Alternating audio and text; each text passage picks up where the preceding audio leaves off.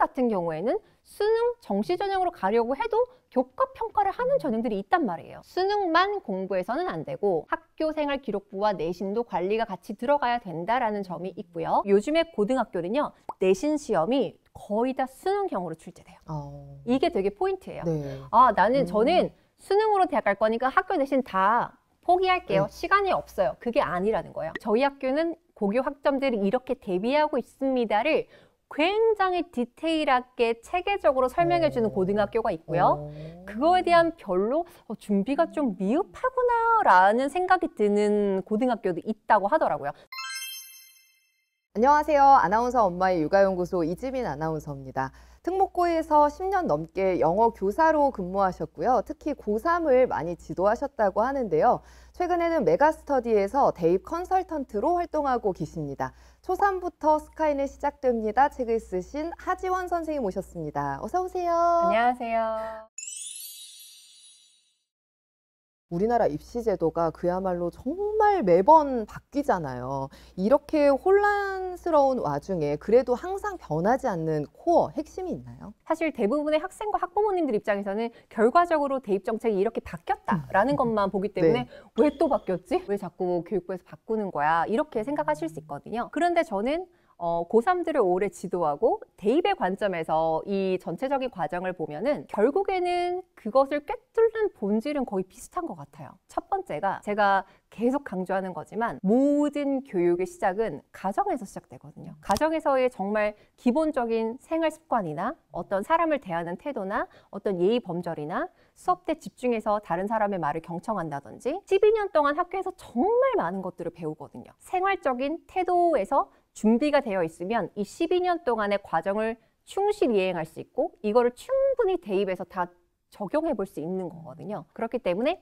학교 생활을 정말 충실히 한다라는 이거 정말 코어예요. 이랬을 때 학교 생활 기록부 관리할 게 없어요. 당연히 다 잘 들어가죠. 내신 성적 당연히 잘 나오죠. 12년간의 1년에 이 모든 교과 지식과 통합적인 사고력을 통해서 수능 시험 잘 볼 수 있죠. 지금 대입 정책이 바뀐 것 중에 예를 들면 학교 생활 기록부가 예전에는 교회 활동도 들어갔었는데 지금은 아니에요. 학교에서 하는 활동만 학교 생활 기록부에 다 기입이 되고 그게 대입에 반영이 됩니다. 즉 학교 생활을 충실히 하면은 대입에서도 좋은 결과를 낼 수 있는 구조로 바뀌었어요.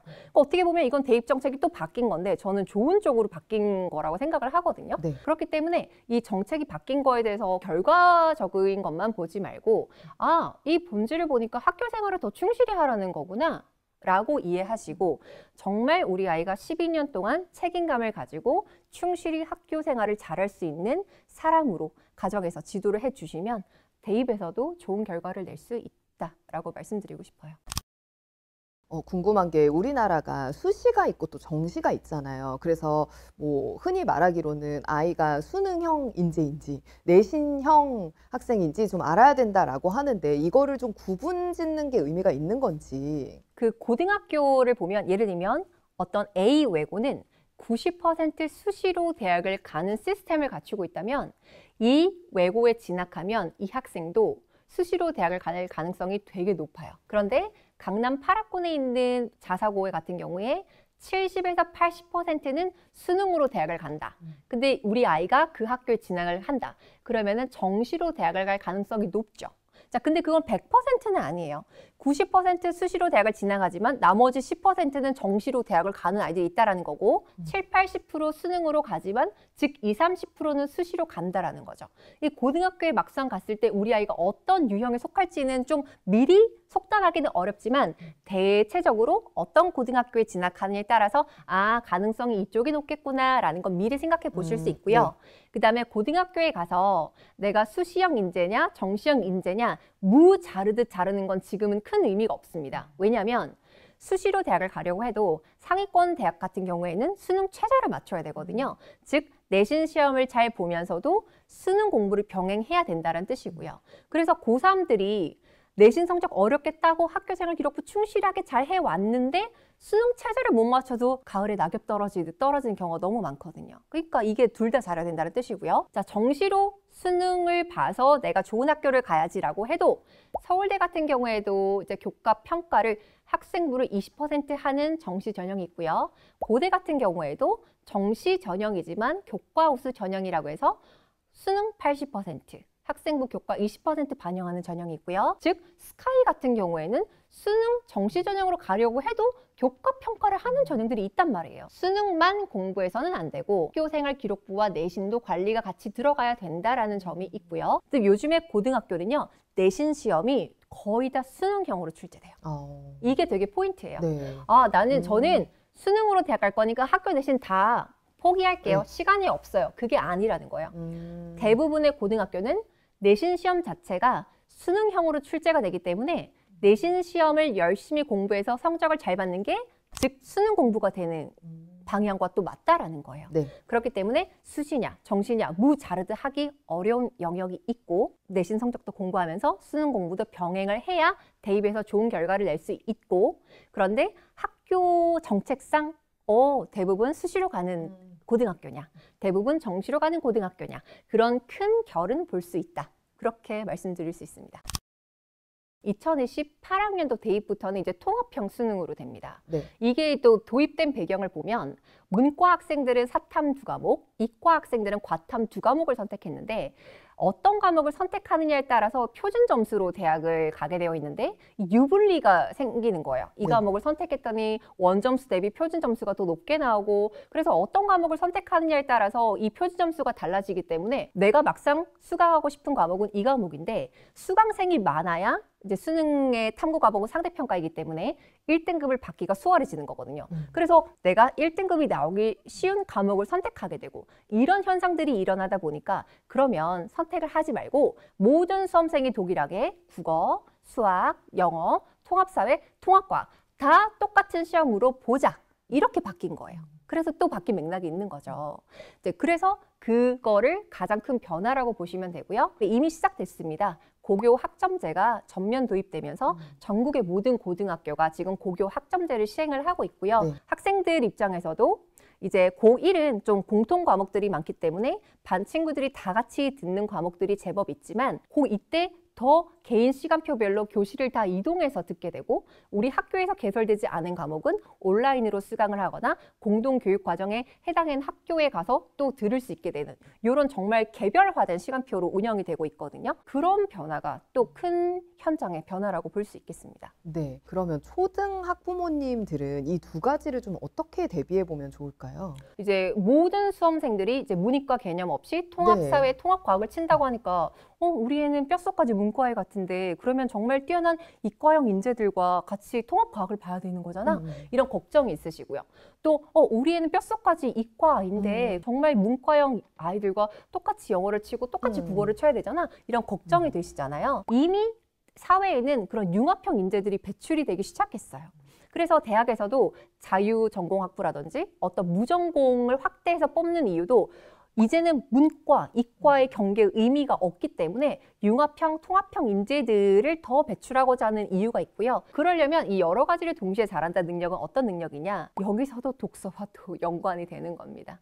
독서를 통해서 정말 다양한 주제와 소재의 글들을 많이 접하고 경험들을 하면서 정말 두루두루 다 관심을 가지고 잘할 수 있는 어떤 인재로 키워야 되겠다라는 맥락을 좀 이해하시면 좋고요. 정부에서도 그 혼란을 최저로 낮추기 위해서 2028학년도 통합형 수능은 통합사회는 이렇게 출제하겠습니다. 통합과학은 이렇게 출제하겠습니다. 예시 문항을 다 공개를 했어요. 이 문제를 왜 출제했고 목표가 무엇이고 정답은 어떻고 어떻게 풀면 된다라는 것까지 상세하게 다 공개를 했기 때문에 그런 정보를 찾아보시면 불안감을 낮추실 수 있죠. 고교 학점제는요? 고교 학점제는 큰 틀에서는 3년간 192학점을 이수해야 되고요. 네. 자, 그다음에 과목 출석률이 3분의 2 이상이 되어야 하고요. 학업 성취율은 40% 이상이 되어야 합니다. 기존에는요, 그 1년 동안의 수업 일수라는 게 있었어요. 뭐 보통 190일 정도 되거든요. 1년에 190일 정도의 수업 일수에 출석을 하면 아이의 성적이 아무리 나빠도 그 다음 학년으로 넘어갈 수 있었어요. 하지만 고교 학점제는 3년 동안 192학점을 이수하는데 과목별로 출석률도 지켜야 하고요. 그 해당 교과의 성취율이 40%가 미만이 되면 다시 재수강을 해서 보충 수업을 들어야 돼요. 그러니까 아이들이 어떤 구멍 없이 아이들이 공부를 할 수 있도록 이렇게 해주겠다라는 취지가 있고요. 그 다음에 이제 고교 학점제 도입의 가장 큰 취지는 일괄적으로 다 똑같은 과목을 듣지 말고 내가 대학 때 어떤 전공을 해서 어떤 직업군에 가고 싶기 때문에 고등학교 때부터 자기 주도적으로 내가 이 과목, 이 과목, 이 과목을 선택해서 이런 조합으로 공부를 해야겠다. 자기 주도성을 더 키울 수 있는 맥락으로 도입이 된 거거든요. 이론적으로는 내가 원하는 진로에 따른 과목들을 선택해서 듣는 게 너무 좋을 것 같은데 네. 실제로 아이들은 내가 뭐가 되고 싶은지 어떻게 해야 되는지 잘 모르는 경우가 많아서 네. 결국엔 좀 나에게 유리한 쪽으로 그냥 전략적인 선택을 하게 될 것 네. 같기도 한데 어떤가요? 네. 그 서울대학교에서 이제 자료를 통해서 이런 이야기를 공식적으로 했어요. 도전적인 선택. 수강생이 적지만 정말 자기가 하고 싶은 공부에 대한 도전적인 선택을 하는 학생을 존중하겠다. 이 말은 대입에서 학생의 등급만 보는 게 아니고요. 이 과목의 수강생을 봅니다. 아, 수강생이 너무 적은 과목을 수강했는데 이 친구가 진짜 이 과목을 듣고 싶었구나. 그런 도전적인 선택을 존중한다라는 거예요. 그래서 대입에서는 성적을 볼 때는 학생의 원점수, 등급, 자, 그 다음에 수강생 이런 것들을 모두 통합적으로 고려를 하기 때문에 너무 주눅 들어서 1등급이 안 나올까 봐 내가 정말 듣고 싶은 과목을 듣지 않는 그런 선택을 하실 필요가 없고요. 좀 도전적으로 자기가 되고 싶고 공부하고 싶은 걸 적극적으로 탐색해서 수강하는 것도 좋은 방법이라고 생각합니다. 고등학교 선택에 대해서도 부모님들 굉장히 고민이 많으신데 고등학교에 대한 정보들을 어디서 어떻게 얻는 게 가장 좀 좋다고 보시나요? 가장 정확한 건 해당 학교 홈페이지입니다. 홈페이지에 가면 요즘은 특목고, 자사고뿐만이 아니라 일반고들도 입학 설명회를 되게 적극적으로 하거든요. 그러면 오프라인으로 실제 현장에 가서 그 설명을 다 듣고 궁금한 게 생기면 현장에서 질문을 해도 되고요. 내가 워킹맘이나 워킹데드라도 도저히 시간이 안 난다라고 했을 때는 그 학교 홈페이지를 다 참고한 다음에 그래도 궁금한 사항은 입학처가 있어요. 학교에. 그 전화해서 문의를 하셔도 되고요. 가장 정확한 정보는 고등학교도 마찬가지고 대학교도 마찬가지고 그 학교 홈페이지입니다. 학교 홈페이지에 있는 정보부터 다 파악을 하시고 아이에 대한 파악을 한 다음에 아이와 충분히 이야기를 나눠서 특목고에 갈지 자사고에 갈지 일반고에 갈지 결정을 하시면 되고요. 그 학교 홈페이지에 가서 설립 취지부터 인재상부터 입학 요강까지 다 꼼꼼하게 살펴보시는 게 첫 번째입니다. 그 홈페이지에서 살펴볼 때 이 부분을 꼭 눈여겨봐야 합니다라고 좀 짚어주신다면요? 예를 들면 외고를 가면 스카이 대입 진학률이 좋대. 그 네. 외고에 가겠다. 영어 뭐 좋아하는 것 같고 이랬을 때 막상 갔을 때 영어와 제2외국어 시수가 생각보다 많아서 이렇게까지 영어와 제2외국어를 많이 할 줄 몰랐다라고 하면은 생각과는 다른 고등학교 생활이 펼쳐질 수 있거든요. 그러니까 특목고는 반드시 그 학교의 커리큘럼, 3년 동안에 어떤 교과들을 어떻게 공부하는지에 대해서 충분히 숙지를 하고 들어가야 된다라는 점 꼭 말씀드리고 싶고요. 그 다음에 입학 요강을 꼼꼼하게 보셔야 돼요. 반드시 그 학교의 입학 요강 최신 버전을 출력해서 보세요. 출력해서 1면부터 끝면까지 보시면 중학교 때 출결은 어떻게 반영되는지, 어디서 감점이 일어나는지, 중학교 내신 성적은 무엇을 반영하는지, 어떤 식으로 점수가 변환되는지, 자기소개서와 면접은 어떻게 진행하는지, 뭐 자기소개서에 이런 거를 기재했을 경우에는 10% 감점 또는 0점 처리되었다라고 다 기재가 되어 있거든요. 그런 거를 다 카더라 통신으로 듣지 마시고 본인이 직접 아이와 함께 확인하신 다음에 팩트를 가지고 준비를 하시라고 말씀드리고 싶습니다. 고교 학점제 시행으로 인해서 특별히 더 좀 이득이 될 것 같은 타입의 고등학교가 있다면 저희 구독자분들한테만 알려주세요. 저는 고교 학점제를 특목고는 특목고대로, 자사고는 자사고대로, 일반고는 일반고대로 각자 스타일로 소화할 거라고 생각을 하는데 딱 갔을 때 저희 학교는 고교 학점제를 이렇게 대비하고 있습니다를 굉장히 디테일하게 체계적으로 설명해주는 고등학교가 있고요.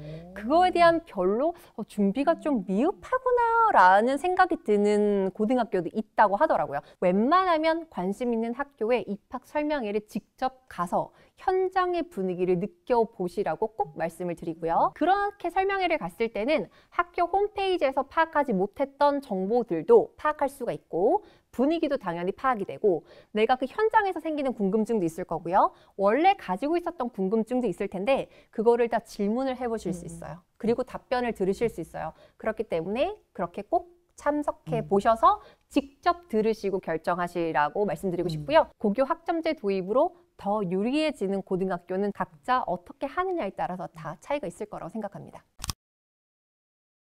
마지막으로 육아연구소의 공식 질문인데요. 네. 최근에 들었던 말이나 구절 중에 가장 마음에 와닿았던 거 소개해 주시겠어요? 제가 이제 10년 넘는 특목고 교사 생활을 하면서 저도 아이를 키우는 엄마 입장에서 아이에게 어려운 일이 생겼을 때 가장 먼저 도움을 요청하는 부모가 되자. 살다 보면 그 학생들도 실수를 하고 실패를 하고 안 좋은 일이 생길 수 있어요. 그런데 아이들이 반응이 좀 나뉘어요. 사건이 일어난 것보다 부모님한테 혼나거나 이런 게 더 걱정이 돼서 부모님께 제발 알리지 말아달라라고 하는 경우가 있어요.